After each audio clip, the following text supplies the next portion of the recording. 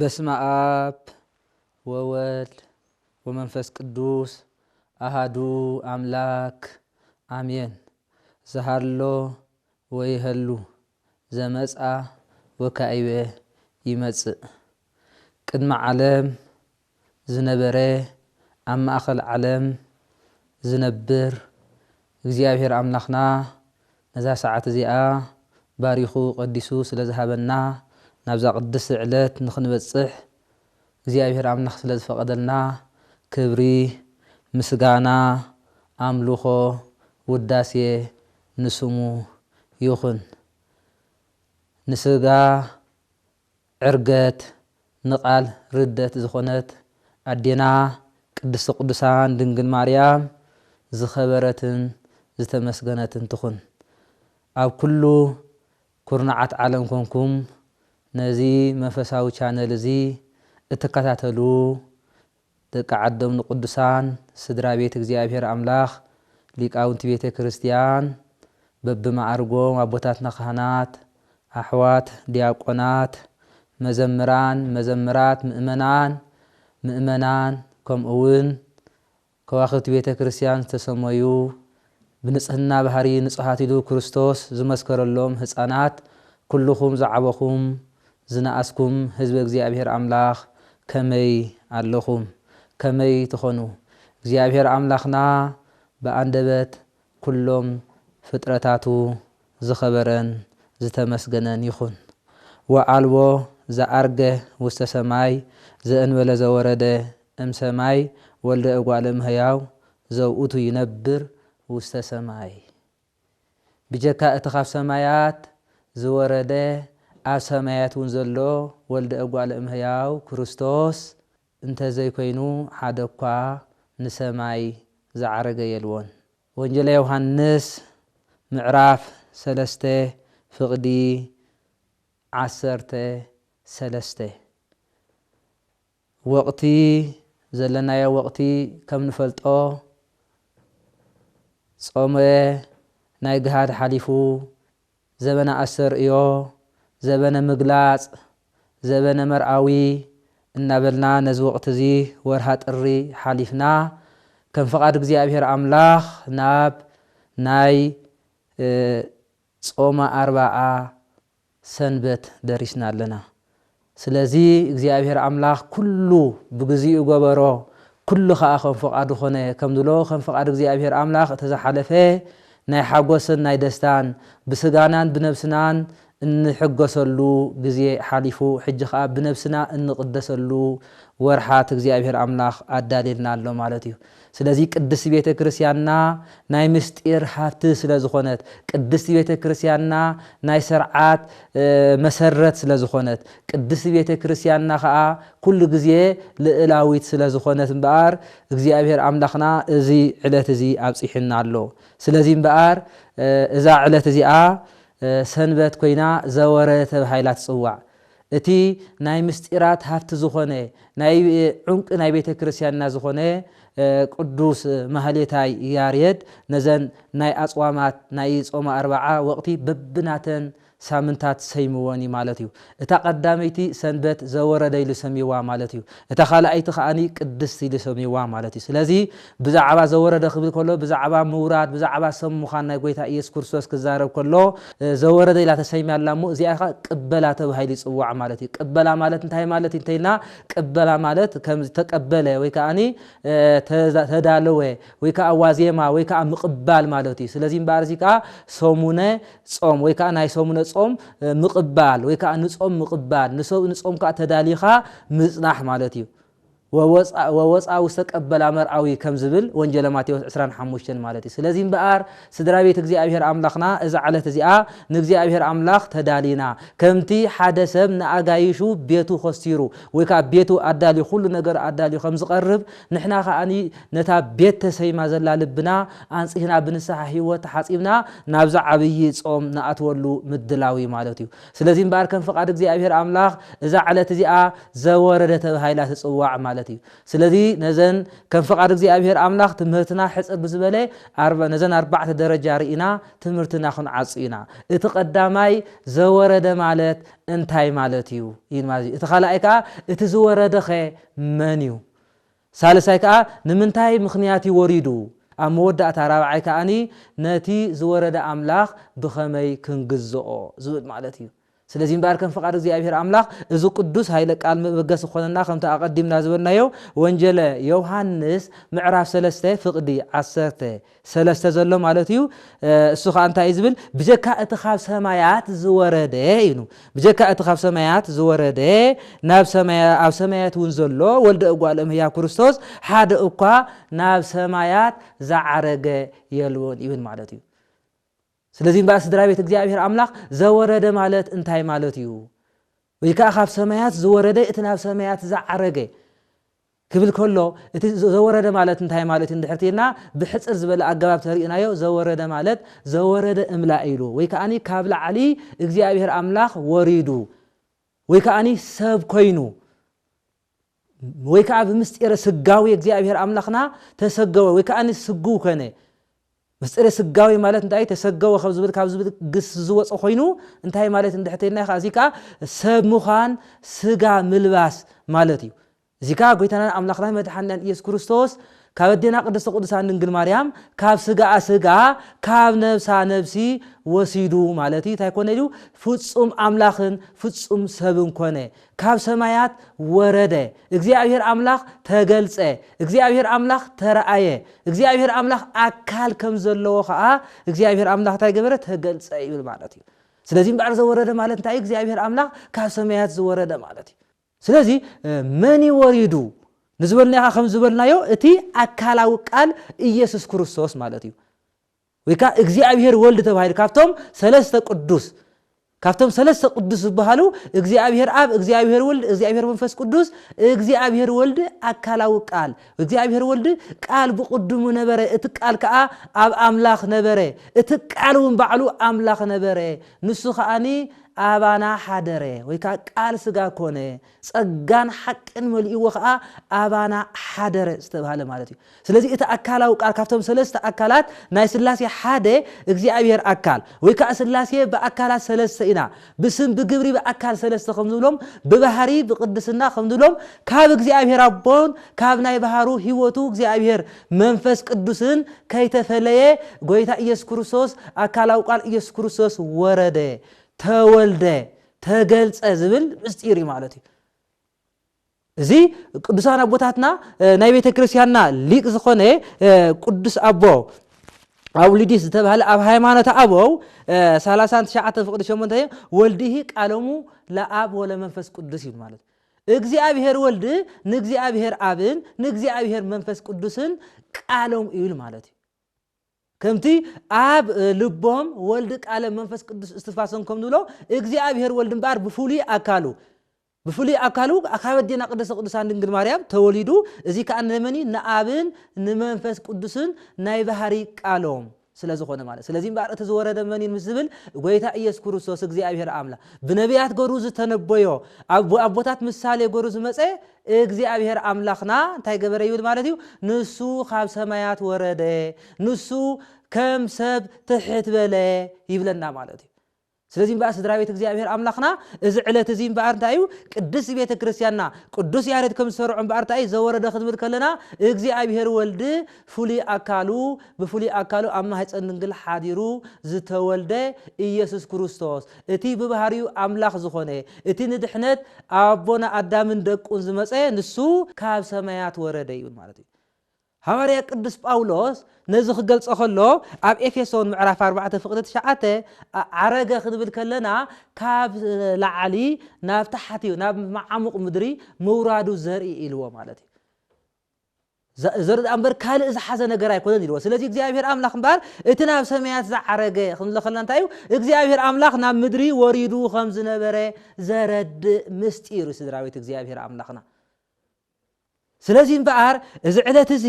እዚ ከዓ ንሕና እንታይ ኢና እግዚአብሔር አምላኽ ወሪዱ እግዚአብሔር አምላኽ ንደቂ ሰባት ተገሊጸሎም ንብል ማለት እዩ ስለዚህ እግዚአብሔር አምላክ ወሪዱ ክምከልና ነዚ ማለት ስለዚህ እግዚአብሔር አምላክ ንምንታይ ዕላማ አይ ወሪዱ ስለዚህ እዛ ዓለት እዚ አኸ ንምንታይ ዘወረደ ኢላ ክትጅምር ጾመር ባዓኸ ዘወረደ ኢላ ክንጅምሮ ዝኸኣሉ ምኽንያት እንታይ እዩ እንድሕተይልና እዚ ብዛዕባ ናይ ጎይታናን አምላኽናን መድሓንያን ኢየሱስ ክርስቶስ ትምህርቲ እቲ በአካለ ስጋዊ ከኣኒ ሓድሽ ክዳን ሰሪዑ ንወዲ ሰባት ዝመሃረሉ ስለ ዝኾነ እዩ ማለት እዩ ስለዚህ እምበር ነዞም ነገራት እዚኣቶም ከም ፍቃድ እግዚአብሔር አምላኽ ዝወረደሉ ዕላማ ሽዱሽተ ዝኾኑ ነጥብታት ክርኢና እግዚአብሔር አምላኽ ማለት እዩ ስለዚህ እምበር እቲ ቀዳማይ እንታይ እዩ እንድሕተይልና ንአዳምን ሔዋንን ቃል ኪዳን ስለ ዝኣተወሎም ምእንቲ ከድሕኖም እግዚአብሔር አምላኽ መፂ ማለት እዩ አቦና አዳምን ሔዋንን እግዚአብሔር አምላኽ ብጸጋ መሊኡ ፍጹማት ገሩ ኣብ ልዕሊ ኩሉ ፍጥረት ሸይሙ እግዚአብሔር አምላኽ ኣብ ገነት እኳ ኣቐሚጥዎም ተነበረ ግን ሕጊ እግዚአብሔር አምላኽ ብምፍራሶም ኣይትብልዕዎ ጽምዎ ብዝበሎም ስለ ዝሰዓሩ እንታይ ገበሩ ኢሉ ካብ ገነት ወፁ ካብ ሕጊ እግዚአብሔር አምላኽና ሕጊ እግዚአብሔር ጠሓሱ ካብ ገጽ እግዚአብሔር አምላኽ ሃደሙ ካብታ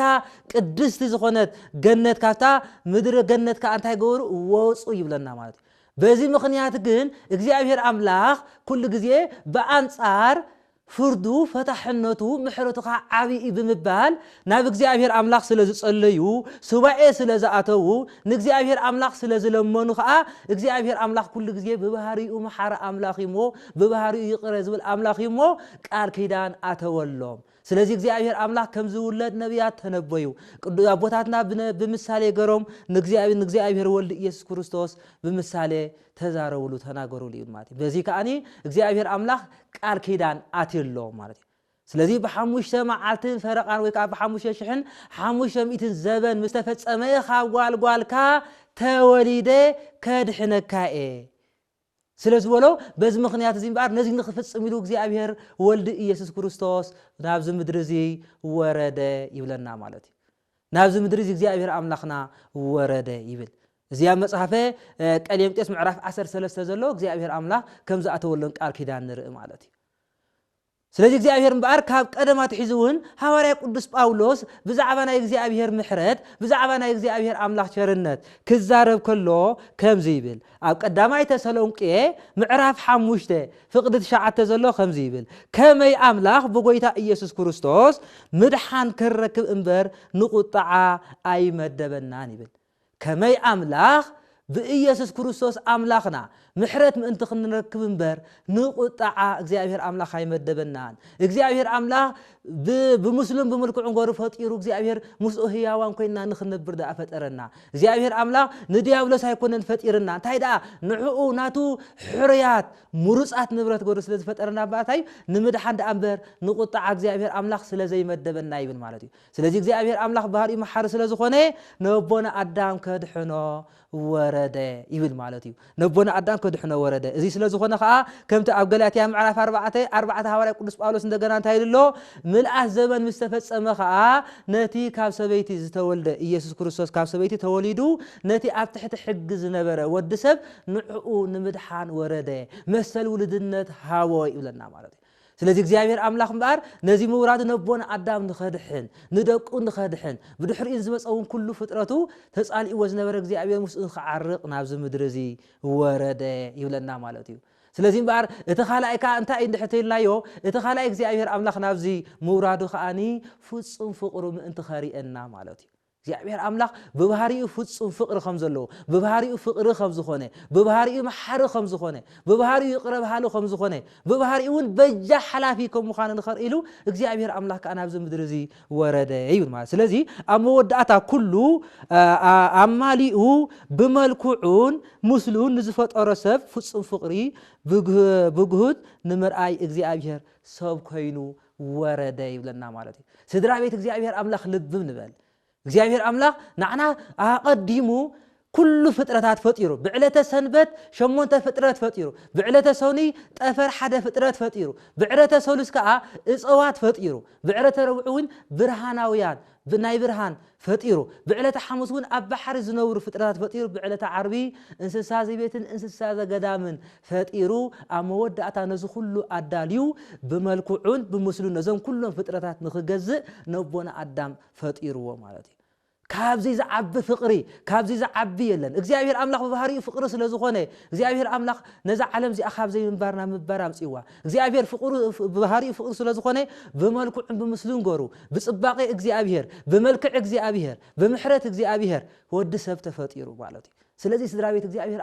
እግዚአብሔር አምላክና እንታዩ ንዓና ፍቅሩ ንኽገልጸልና ብጉህዶ በገሃድ ሞጽኻ እግዚአብሔር ንኸርእዮ ኻና ኣብ ዝምድር እዚ ወረደ ይባል ቅዱስ ዮሐንስ ኣብ ዝሕዝናየ ዘለና ምዕራፍ 3 ፍቅድ 16 ከምዚ ይብል ማለት እዩ ብኡ ዝኣምን ዘበለ ኩሉ ናይ ዘለዓለም ህይወት ክረክብ እምበር ምእንቲ ከይጠፍእሲ እግዚአብሔር ኣብ ንሓደ ወዱ በጃ ክሳዕ ዝህብ ንዓለም ማለት ንሰብ ክንድዚ ኣፍቂርዎ እዩ ማለት እዩ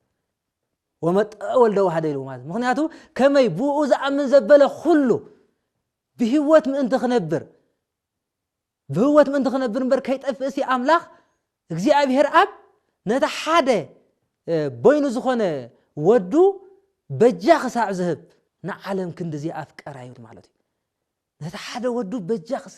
ክሳብ ዝህብ ማለት እዩ ታልሳይ ካተይልናዮ እግዚአብሔር አምላክ ንትሕትና እዩ ማለት እዩ እግዚአብሔር አምላክ ትሕትና ንኸርኢ እግዚአብሔር አምላክ ትሕት ምዃኑ ኸ ናብዚ ይመጽ ይብል ማለት እዩ ስለዚህ ስድራ ቤት እግዚአብሔር አምላክና እግዚአብሔር ትሕት እዩ ናምነት እግዚአብሔር ካብ ሰማያት ወሪዱ ክምልኸልና ልዕሊ ሸውዓተ ሰማያት ዝነብር ሃብታም ግን ከም ድኻ ኣብ መብልዕ ማል ክውለድ ከሎ ንርኢ እግዚአብሔር አምላክ በባህሪኡ አምላክ እዩ እግዚአብሔር አብ ባህሪኡ ንደቂ ሰባት ናይ ድሕነት አዋጅ ንድሕነት ደቂ ሰባት ዝመጽ ኸውን ከሎ እንተኾነ ግን ኣብ ትሕቲ ደቂ መዛሙርቱ ትሕቲ ደቂ መዛሙርቱ ዝሓጸበ ትሕት ኢሉ ብወዲ መዝሙሩ ዮሐንስ ዝተጠመቀ አምላክ እዩ ማለት እዩ ስለዚህ ባር እግዚአብሔር አምላክ ንዓና እንታይ እዩ ትሕትና ንኸርእየና ትሕትና ንኽምህረና ትሕት ብምዃኑ ወሪዱ ስለዚህ ሐዋርያ ቅዱስ ጳውሎስ ንሰብ ፊልጵስዩስ ምዕራፍ 2 ካብ ፍቅዲ 6 ክሳብ 8 ዘሎ እሱ ባህሪኡ አምላክ እኳ እንተኾነ ነቲ ምስ አምላክ ዝነበሮ ማዕርነት አይገድፍን ኢሉ አይተኻራኸረን እንተኾነ ሰብ ብምዃን መልክዕ ባርያ ብምውሳድ ብገዛእ ፈቃዱ ርእሱ ድኻ ገበረ ኢሉ ንርእሱ ትሕት ብምባል ክሳዕ ሞት እኳ ክሳብ ኣብ መስቀል ምማት ተኣዘዘ ይብል ማለት እዩ ስለዚህ እሱ ባህሪኡ አምላክ እኳ እንተኾነ ነቲ ምስ አምላክ ዘለዎ ማዕርነት መት ምስ አብን ምስ ወልድን ዘለዎ ማዕርነት ንዑ እንታይ እዩ አይገድፍን ኢሉ ከይተኻራኸረ እንታይ ገሩ ትሕት በለ ወረደ ሰብ ብምዃን መልክዕ ባርያ ምምልባስ ከዓ ገዛእ ፈቃዱ እንታይ ገበረ ድኻ ገበረ ትሕት ብምባል ከዓ እንታይ ገሩ ክሳብ መስቀል እረ ክሳብ ኣብ መስቀል ሙማት ዝተኣዘዘ አምላክ እዩ ማለት እዩ ስድራ ቤት እግዚአብሔር አምላክ ካብ ዝዓብ ትሕትና ካብ ዝዓብ ፍቅሪ ናይ እግዚአብሔር አምላክ እንታይ ኩሉ ይኽእል ማለት እዩ ኢትራባዓይ ከዓ ናብ እግዚአብሔር አምላክ ንቀርበሉ እንታይ ተይልናዮ ዲያብሎስ ንአዳምን ሔዋንን ካብ ኣብ ከይሰሓዲሩ ከም ዘስሓቶም እግዚአብሔር ወዱ ሰብ ኮይኑ ከም ዘድሕኖም ፈቀደ ማለት ስለዚህ ዲያብሎስ ኣብ ስጋ ከይሲ ተሰዊሩ ስለ ዘስሓቶም ኣብ ተመን ሓዲስ ስለ ዘስሓቶም እግዚአብሔር ከዓ ኣብ ስጋ ለቢሱ ምስ ስጋ ተዋሂዱ ሰብ መሲሉ ከዓኒ ንዲያብሎስ ኣስሒትዎ ማለት እዩ ወይ ከዓ ንዲያብሎስ ከዓ ስዒርዎ ማለት እዩ ስለዚህ ስድራ ቤት እግዚአብሔር አምላክና እግዚአብሔር አምላክ ካብታ ኣቀድማ ኣቢሉ ንደቂ ሰባት ነዛ ዓለም እዚኣ ንኽፈጥራ ንወዲ ሰብ ንኽፈጥሮ ዝተጣበቦ ወይ ከዓ ብልሓቱ ንወዲ ሰብ ንኽድሕኖ ዝተጠቀመሉ ሜላ ዝተጠቀመሉ ጥበብ ከም ዝዓቢ ሊቃውንት ቤተ ክርስቲያንና ይነግሩ ማለት እዩ ስለዚህ እቲ ሓሙሻይ ከዓ እንታይ እንተልናዮ እግዚአብሔር አምላክ ዝወረደሉ ምኽንያት ምድሪ ንጽቡቕ ተፈጢራ ከላ ብሰንኪ ናይ ሰብ በደል ተረጊማ ስለ ዝነበረት ብቅዱሳት ኣጋሩ ረጊጹ ክባረኻን ደሞ ኣፍሲሱ ክቅድሳን እግዚአብሔር ሰብ ኮይኑ ወረደ እዩ ማለት ምድሪ እንታይ ንቅድስና ምንጽህና ኮይና ተፈጢራ ስለ ዝነበረት ወዲ ሰብ ግን ሕጊ እግዚአብሔር አምላክ بمدحاسو أي تبلع عيز تبهالي بمبلعو انتاي قبر يبن لابز عالم زي نزام مدرزي بسنكناتو ترقيما سلازنا برات እግዚአብሔር አምላክ በተን ቅዱሳን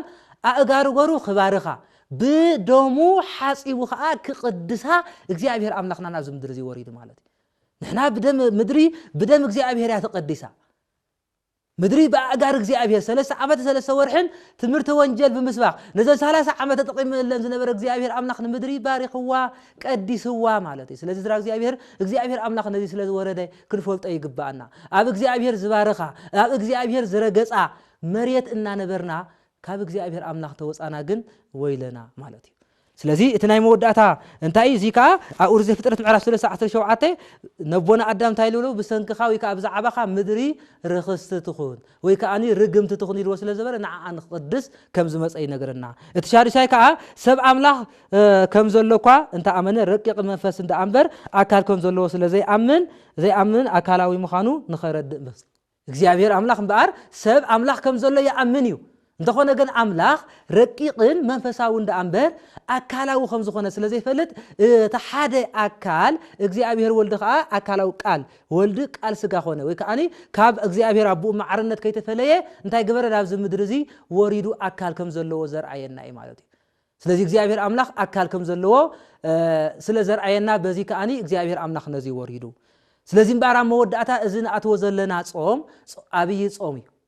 ዓብይ ጾም ስለ ዝኾነ ኣብ ዓብይ ጾም ከዓ ንሕና ናብ ዓብይ ጾም ከመይ ገርና ክንኣትለና እንታይ ክንገብር ይግባአና ነቲ ዝወረደ ኣምላኽ ነቲ ናብዚ ዝወረደ ኣምላኽ ከመይ ክንግዝኦ ይግባአና ንዝብል ኣብዛ ቅድስቲ ሰንበት እዚኣ ሊቃውንት ቤተ ክርስቲያንና ከም ዝሰርዕዎ እንታይ ዝብል ተቀዳማይ ተቀነዩ ለእግዚአብሔር በፍርሃት ወታሰይለቱ በረአት ስለዚህ ንእግዚአብሔር ኣምላኽ ብፍርሃት ተገዝእዎ ንዕኡ ኸኣኒ ስጎድ ይብለና ማለት ስለዚህ ንእግዚአብሔር ኣምላኽ ብፍርሃት ክንግዝኦ ንእግዚአብሔር ኣምላኽና ንዕኡ ከነምልኽ እቲ ጥበብ ዝተባሃለ ወልድ ኢየሱስ ክርስቶስ ጥበብ ሰመድሃኒነ ኢየሱስ ክርስቶስ ዝተባሃለ ነቲ ጥበብ ዝተባሃለ መድሃኒና ኢየሱስ ክርስቶስ ኣብ ዘበነ ብሉይ እግዚአብሔር ኣምላኽና ኦሪት ዝሰርዐ ኣብዚ ከዓ ሓድሽ ዝሰርዐ ብሓድሽ ኪዳን ተመላሊስና ኣብ ሓድሽ ኪዳን ዝተጻሓፎ እግዚአብሔር ኣምላኽ 40 ለይትን 40 መዓልትን ጸይሙ ንጸላእ ሰናያት ሲዕሩ ዘሕፈሮ ንሕና ከኣኒ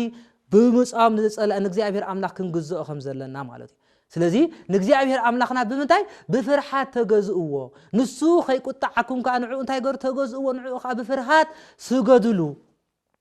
ይብለና ስለዚህ ንሕና ንእግዚአብሔር ኣምላኽ ክንግዝኦ እንተኮይና ቀዳማይ ፍርሃት ክህልወና ኣሎ ቀዳሚሃ ለጥበብ ፈሪሃ እግዚአብሔር ከም ዝብል ማለት እዩ ኣቦና ቅዱስ ዳዊት ምክንያቱ ኣቦና ቅዱስ ዳዊት እንታይ ይብለና ንዓና ብዛዕባ ፍርሃት እግዚአብሔር ኣምላኽ ንኽነግረና ተቀዳማይ እንታይ እዩ ብሃይማኖት ጽኑዓት ኮይና ናብ እግዚአብሔር ክንቀርብ ከም ዘለና እዩ ማለት ደቂቅየ ንኡስምኡኒ ፈሪሃ እግዚአብሔር እምሃርኩም እዩን ማለት ደቀየ ንዕስምዑን እሞ ኣነ ከዓ ፍርሃት እግዚአብሔር ክመረኩም እየ ኣነ ንእግዚአብሔር ምፍራሕ ከሰምህረኩም እየ ይብለና ማለት ስለዚህ እምበር ንእግዚአብሔር ኣምላኽ ምፍራሕ ማለት ግን ካብ እግዚአብሔር ኣምላኽ ሓዲካ ካብ ቤተ ክርስቲያን ርሒካ ምኻድ ማለት ኣይኮነን ንእግዚአብሔር ኣምላኽ ምፍራሕ ማለት ንእግዚአብሔር ኣምላኽ ብሙሉእ ልብኻ ብሙሉእ ልብ ኣእምሮኻ ብሙሉእ ሓይልኻ ብኩሉ እንትነኻ ንእግዚአብሔር ኣምላኽ ምግዛእ ማለት እዩ ንእግዚአብሔር ኣምላኽ ምምላኽ ማለት እዩ ብእግዚአብሔር ኣምላኽ ምእማን ማለት እዩ ወዲ ሰብ ብእግዚአብሔር ተዘይኣሚኑ ወዲ ሰብ ኣብ እግዚአብሔር ተዘይነይሩ ትርጉም የብሉን ማለት እዩ ስለዚህ ስድራ ቤት እግዚአብሔር ኣምላኽ ንሕና ከነብለለ ተቀዳሚት እምበር ብፍርሃት እግዚአብሔር ኣቦና ሙሴ 40 ለይትን 40 መዓልትን ጸይሙ ሕግ እግዚአብሔር ተዋሂቡ ንእስራኤላውያን ክምህሮም ከሎ ፍርሃት እግዚአብሔር ከመይ ገሮም ንእግዚአብሔር ክፈርሕዎ ከም ዘለዎ ክነግር ከሎ ኣብ ኦሪት ዘዳግም ይብል ማለት እዩ ምዕራፍ 10 ፍቅዲ 20 ዘሎ ንእግዚአብሔር ኣምላኽኩም ፍርሕዎ ንዕኡ ኣምልኹ ናብኡ ከዓ ተጸጉዑ ብስሙ ጥራይ ከዓ መሓል ይብል ማለት ስለዚህ ንእግዚአብሔር ኣምላኽ ፍርሕዎ ንእግዚአብሔር ኣምላኽካ ኣምልኽዎ ኣብኡ ከዓ ተጸጉዑ ብስሙ ከዓ መሓል ይብለና ስለዚህ ስድራ ቤት እግዚአብሔር ኣምላኽ ንሕና ንእግዚአብሔር ኣምላኽ ምግዛእ ማለት ንእግዚአብሔር ኣምላኽ ምፍቃር ማለት እዩ ብእግዚአብሔር ኣምላኽ ምምልላስ ማለት እዩ ንስሐ ህይወት ምእታው ማለት እዩ ጾም ሙጻም ማለት እዩ ስለዚህ ብጾም ብጸሎት ብስግዳን ናብ እግዚአብሔር ኣምላኽ ክንቀርብ ይግባአና ኣብ መወዳእታ እግዚአብሔር ኣምላኽ እንታይ ኢሉ ማለት እዩ እንታይ ይብለና እግዚአብሔር ኣምላኽ ኣብ ወንጌል ዮሐንስ ምዕራፍ 15 ፍቅዲ 4 ዘበሩ ንበሩ ብየ ወአነብኩሙ ኣባይ ንበሩ ኣነ ከዓ ኣባኹም ክነብር እየ ማለት ስለዚህ እግዚአብሔር ኣምላኽ እንታይ ኢሉ ኣባይ ንበሩ ኣነ ከዓ ኣባኻትኩም ክነብር እየ ማለት ስለዚህ እግዚአብሔር ኣምላኽ ኣባና ዝነብረሉ ብምንታይ እንድሕተይልናዮ ንስኻትኩም ኣነ ጉንዲ ወይኒ እየ ንስኻትኩም ከዓ ጨናፍር ኢኹም ኢሉ ማለት ስለዚህ ጉንዲ ወይኒ ንሱ እንተኮይኑ ንሕና ከዓ ጨናፍር ካብ ኮና እዚ ጨናፍር ኣብ ጉንዲ ወይኒ ኮይኑ ብዙሕ ፍረ ከም ዝፈሪ ንሕና ከዓ ኣብ ክርስቶስ ኮይና ብዙሕ ፍረ ንፈሪ ማለት نحنا بوزح فريان فريالو منفس قدوس زغلصلنا مس እግዚአብሔር አምላክ እንነብረሉ ግን እንታይ እንድሕተልናዮ እቲ ካብ ሰማያት ዝወረደ ኢየሱስ ክርስቶስ ከምዚ ይብለና ወንጌል ዮሐንስ ምዕራፍ 6:51 አነ ውእቱ ህብስተ ሕይወት ዘወረደ ሰማያት ካብ ሰማያት ዝወረደ ናይ ሕይወት እንጀራ አነ እየ ካብ ዝህብስተ እዚ ዝበልዕ ዘበለ ከአ ንዘላለም ህያው ኮይኑ ክነብር እዩ ይብለና ማለት እዩ ስለዚህ በአርሕና አነ ናይ ሕይወት ካብ ሰማያት ዝወረደ ናይ ሕይወት እንጀራ እንታይ አነ እየ زورد خم كلام نتي زورد نتي حقني هبس هيوت نتي إسرائيلاويان بلي عمو زولعو منا زموت زي كونسي منفساوي مغبي نسو بعلو إيسوس كروسوس فقر زغلصلنا ودي እግዚአብሔር አብዛ ዓለም ዚ حدش እንታይ ገሩ حدش حق حققه أمرعون خاني بعلو مسوعيت خون زبل خانو سي لنا ስለዚህ بعلو مسوعيت زخونه ኢየሱስ ክርስቶስ ስጋይ ዝበልዕ ደመይ ሰተየ ናይ ዘለዓለም ህይወት አለው ስጋይ ዝበልዕ ደመይ ሰቲ አባ ይነብር አነውና ተዋሂደ ይነብር ከምዝለና በስጋ እንደምናይ ክርስቶስ ተዋሂድና ንጉ ክርስቶስ ናይ ስጋ በሙሳድና ኢና ደቀ ክርስቶስ ከም ሞኻና ንፈልጥ ነዚ ጾም ዚ ብኸም ምስናአት ወይና ጾምና አብ እግዚአብሔር አምላክ ዓስብን ዋጋን ከም ዘለዎ ዝፍለጥ እሞ ንሕና እንታይ ክንገብር ይግባና ስራቤት እግዚአብሔር አብ እግዚአብሔር ዘለና ዓስብን ከዓብን ድሕርተ ኮይኑ ንሕና ነዚ ጾም ዚ በዚ መንገድ ዚ ድሕርተ ኸይድና እዩ ማለት ስለዚህ አብ መወዳእታ ነጥብና ድሕርተ ሪኢናዮ እንታይ ይብለና ማለት እዩ አብ ቀዳማይ ሳሙኤል 12:24 እቲ እግዚአብሔር ንዓኻትኩም ዝገበሮ ዓብይ ነገር ረአዩ እሞ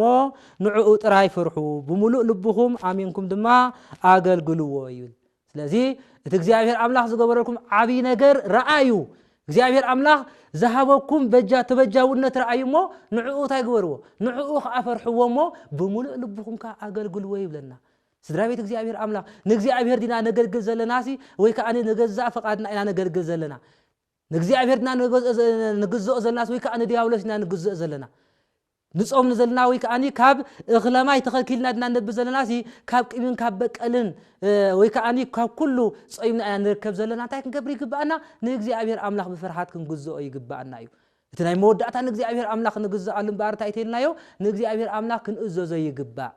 ንእግዚአብሔር አምላክ እሺሉ ዝተአዘዘ ዓብይ በረኸት ከም ዘለዎ አቦታትና ሐዋርያት ብዙሕ በረኸት ከም ዝረኸቡ ንሕና ብዙሕ በረኸት ክንረክብ ይግባአና እዩ ክሳብ አቦና አብርሃም ነቡኻ ሰው ወድኻ ሰው አለ ያብ ዝበለሉ ግዜ ነቲ